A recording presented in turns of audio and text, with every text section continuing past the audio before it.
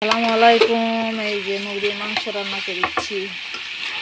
আমরা এরকম করে রান্না করি, সুন্দর মতন করে কষা নিব, তারপরে ভেজে ভেজে মাংস, তারপরে ঝোল দিব। আপনারা কে কেমন করে রান্না করি না কোন জানি না, আমরা গ্রামের বাড়িতে এরকম করে রান্না করি, মাটির চুলায়। এই যে মুরগির মাংস রান্না করে নিচ্ছি, সেই গন্ধ বাড়াচ্ছে। এই যেগুলো হলো গরুর গোবর শুকে, এগুলো দিয়ে জাল করা হচ্ছে। নুসাইবা, আসসালামু আলাইকুম। দেখা এই যে পোলট্রি মুরগি গোশত, এই যে গরু গরু গরুদের গুঁতো বানা হয়েছে। এটা এই যে গরু লাদে, সেগুলো দিয়ে এগুলো জাল দেওয়া হয়েছিল।